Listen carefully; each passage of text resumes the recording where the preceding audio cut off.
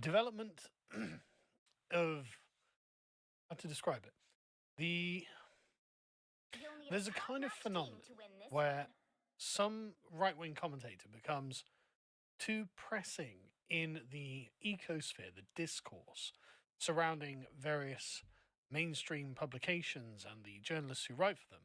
And they can't help but say, well, I'm going to have to write something about this chap because I'm seeing his name everywhere. And I'm seeing his disciples or acolytes everywhere, and they're always making similar points around certain subjects, and they seem to have at least something about the world locked down discursively. And instead of trying to challenge the ideas, what I think I ought to do is alert my peers to the fact that this problem is coming. Some aspect of leftism has been upended, uprooted in some way by this fellow and all of his supporters, and we're never going to hear the end of it unless we get a good handle on what it is exactly we're supposed to be doing and formulate some sort of counter strategy. We're going to have a problem. And so one of the things that they do is dox people as much as they can. This isn't a problem for me, of course, because I'm already a known person. But there have been lots of powerful right-wing anonymous accounts that have come to haunt the mainstream press because a lot of people involved are actually people who are credentialed or from the upper classes or something like this, the sort of the elite, frankly, and they don't know what to do with that. If these rogue members of the elite have good arguments, good points, and they are capable of building large followings, they find themselves slightly in awe of them, and they end up writing pieces like this. Here's one from The Atlantic about, and I just want to say, I actually quite like all of the people that we're going to talk about here. So this is a bit of a pleasure to do this stream because, you know, I've consumed a fair amount of each person's content, and I've watched their interviews, watched them speak online and things like that. And I think, yeah, that person does make some good points, actually. And the first one is Bronze Age Pervert, which is one of my favorite monikers because there is something about the kind of Nietzschean vitalist movement I do find appealing, right? I do find it. This represents an aspect of the human existence that is necessary and valid and has a place in a society. And this is one of the problems I think some of my Christian friends have, is were you to be extremely doctrinaire about Christianity, you can see why the left would end up mischaracterizing it, and it takes certain kinds of interpretations to not fall into the extreme pacifist position. Excuse me.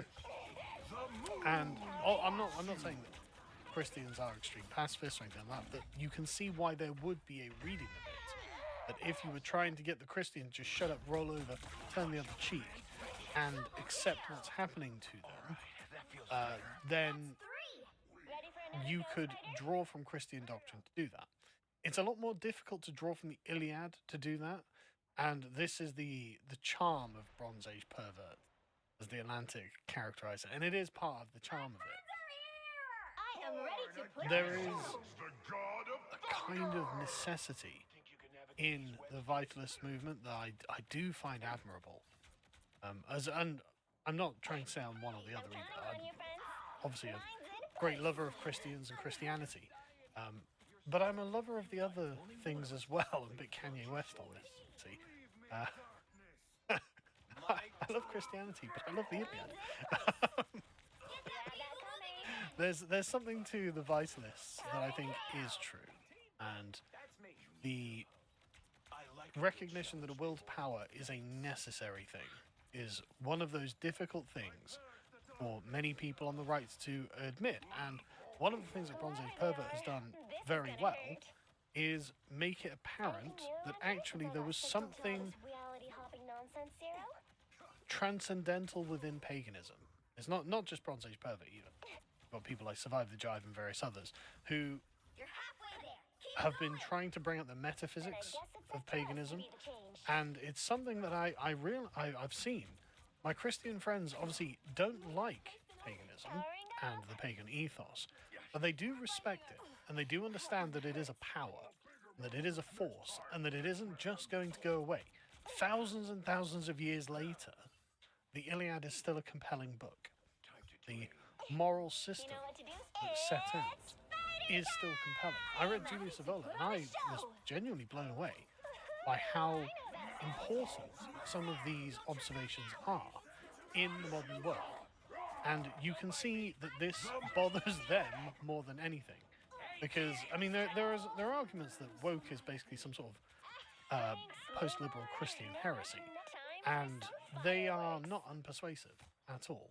It seems difficult to believe that if Christianity hadn't laid the ground for liberalism, that liberalism is, of course, just a secularized version of Christianity. Tom Holland argues this at the time, and it's difficult to see how he'd be wrong. And so it's nice to see a repudiation of these things. Now, I'm not trying to argue that we ought to have 100% one and 100% the other, right? Because I do think that the Christian rejoinder to this, look, a world that was built entirely in paganism would be a rough world, and they are right about that. And it isn't actually the kind of world I'd want to raise my sons in. However, I don't want to have them completely withdrawn from that world either. I think that both aspects of the human condition here are being put at odds with one another, when in fact, I think there are times and places for them. And it's not always appropriate to use one perspective when the other is necessary. Hopefully I haven't made too many enemies with that. But this is genuinely how I feel about it. There is something about the vitalist movement that is important and should exist. And I'm glad it does exist. That's not to say that I don't think there's nothing important about Christianity. There's a lot that's important in Christianity. I'm glad that exists too. So it's good to see these things gaining attention. And it's good to see the left recognizing them as something to be feared. Like the spectre haunting the left are right-wing intellectuals, actually. And that's, I mean, you love to see it, because you can feel them in their echo chambers, patting each other on the back. Oh God, we're so woke. We're so progressive. We've got morality figured out. We've got it all figured out. We're going to make a better world. We're on the right side of history. Isn't everything going to go brilliantly from here on outwards? We can just finish the far right. And then looming in the doorway is the shadow of a far right intellectual. And you can feel the blood running cold in their veins because he's going to say something. And they'll be like, I don't have an answer to that. And he's right. I better warn everyone by writing my little thing in the Atlantic. Panicking. By the way, this guy is winning over influential converts. And Bronze Age Pervert is just the first of many people who have had this kind of treatment from a mainstream intellectual publication. And I personally view these as the badge of honor. When on the right, if you are a dissident right-wing intellectual, you have truly made it when somewhere like the Atlantic writes a piece like this on you. Right? And this was from last year, September 23. And I remember when this came out, I was deeply jealous. Damn. That's such a cool thing to have written about you, isn't it? I'll get to the super chats in the end, sorry. That's such a cool thing to have written about you. And like, who wouldn't want that? Right? Who wouldn't want that? And anyway, so they go as much as they can to dox these people because they think, right, we will expose them. We will expose these evil right-wing anonymous accounts. And every time it's like, right, okay, great, we've got him. We've got the board with the lines connected to everything, the map. We pinned it all together and we figured out it's Dr. What's his name? I can't remember what his name is. This is a chap called Lomez. Jonathan Keeperman. But like, what's the deal? Well, he's a handsome, successful PhD bodybuilder, actually. So, really? Oh, okay. And again, this is on Vox.com. Another mainstream one where they make these people look very cool. They make them look very competent. They make them look intelligent and sexy.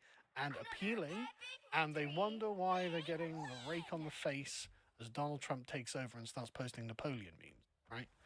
Like, this is